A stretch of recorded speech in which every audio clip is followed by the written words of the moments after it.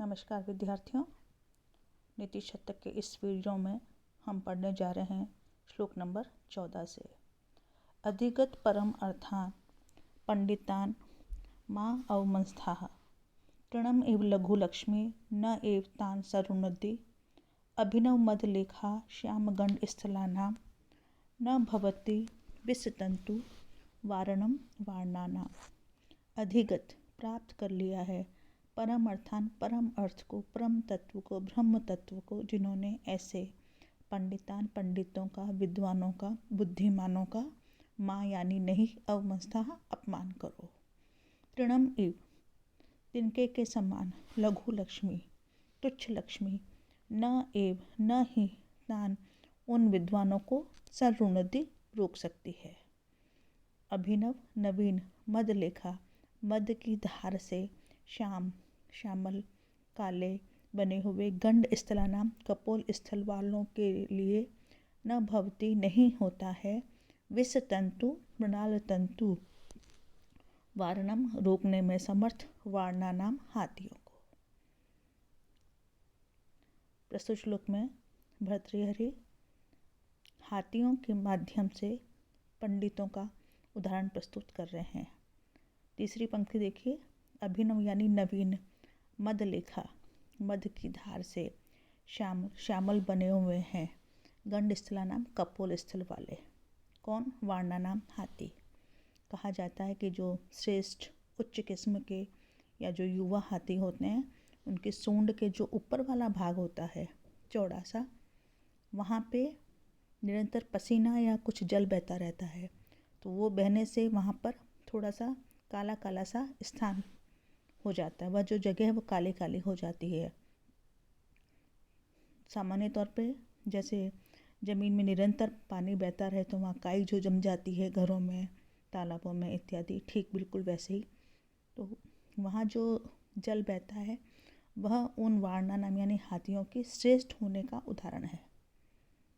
उन हाथियों को रोकने में यदि कोई व्यक्ति विष तंतु, कमल की जो डंडी है, कमल नाल के जो डंडी है, उसके रेशों को अलग करेगा और फिर उनको रोकने की रेशों की कोई रस्सी वस्सी बना के उन हाथियों को वारणम रोकने की कोशिश करेगा तो ये व्यर्थ होगा।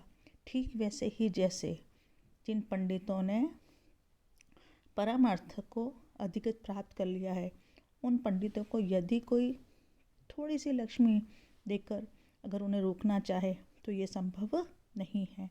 तो अर्थात परम अर्थान परम तत्व को अधिगत जान लेने वाले पंडितान पंडितों का माँ नहीं अवमंस्थाः अपमान, अर्थात परम तत्व को जान लेने वाले पंडितों का अपमान मत करो।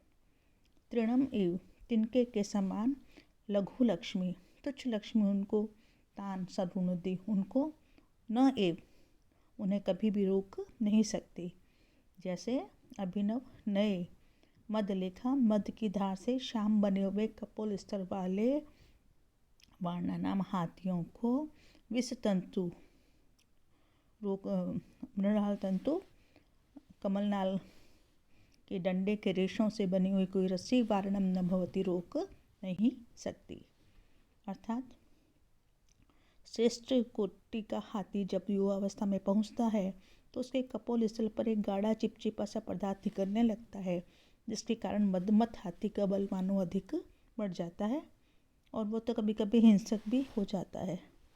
ऐसे मदधार युक्त हाथी को मृणाल के कोमल धागे से रोका या बांधा नहीं जा सकता।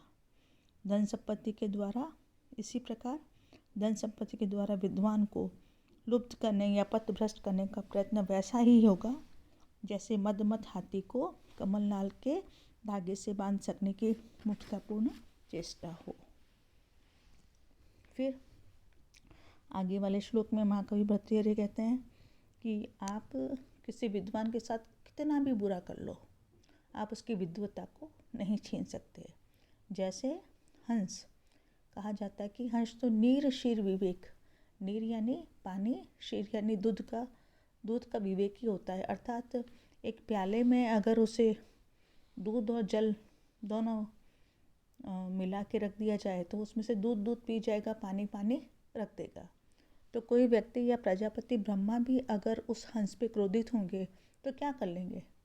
हंस के साथ कुछ कर सकते हैं, उसकी कुछ किसी सुविधाओं का नाश कर सकते हैं, उसकी सहूलियतें उससे छीन सकते हैं, लेकिन उसके पास जो ज्ञान है दूध और जल को अलग अलग करने का, उसका तो वह कुछ भी नहीं कर सकते।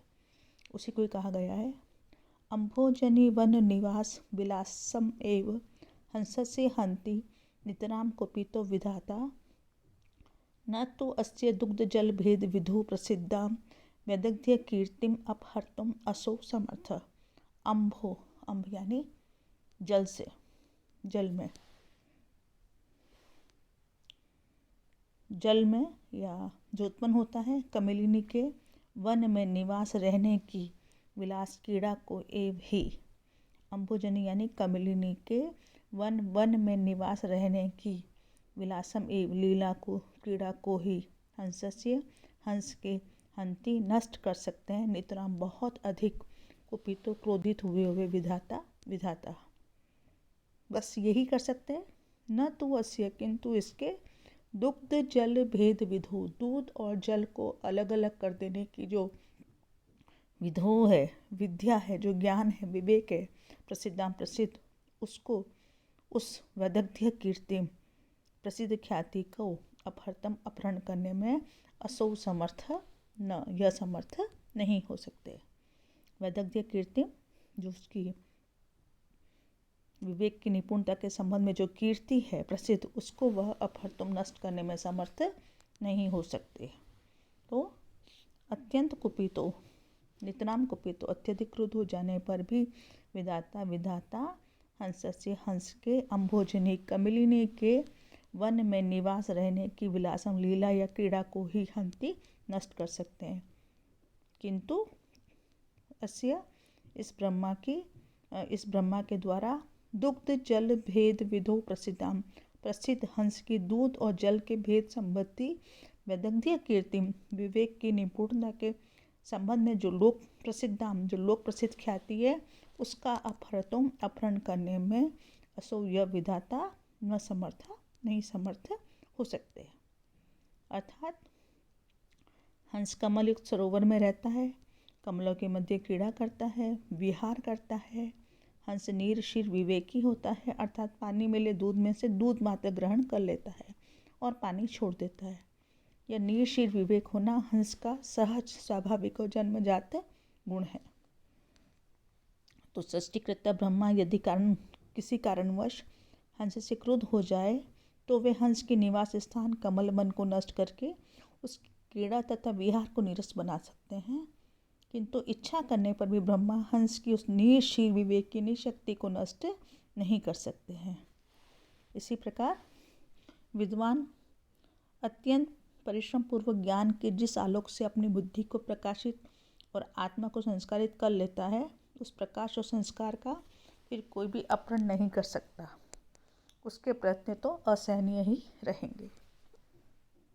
तो श्लोक में विद्या प्रशंसा में महाकवि भर्तृहरि कहते हैं, केयूरा न भूषयन्ति पुरुषम, हारा न चंद्र उज्ज्वला, न सिनानम न विलेपनम न कुसुमम न अलंकृता मूर्धजः, वाणी एका सम अलंकरोति पुरुषम, या संस्कृता धार्यते, क्षीयन्ते खलु भूषणानि सततम, वाग्भूषणम भूषणम। केयूरा आभूषण, न नहीं, विभूषन्ति सुशोभित करते हैं पुरुषम किसी पुरुष को, कि पुरुष चाहे जितने ही आभूषण धारण कर ले वह उसे सुशोभित नहीं कर सकता, उससे पुरुष सुंदर नहीं लगता। यहाँ सुंदरता का मायना अलग है, वह श्लोक के अंत में हमें समझ में आएगा। हार न चंद्र उज्ज्वला, चंद्रमा की कांति के समान सुंदर हार भी उसे सुशोभित नहीं कर सकते। न स्नानम, वह कितना ही अच्छा स्नान कर ले वह सुशोभित नहीं हो सकता। न विलेपनम, न कोई लेप उसे सुशोभित कर सकता है। न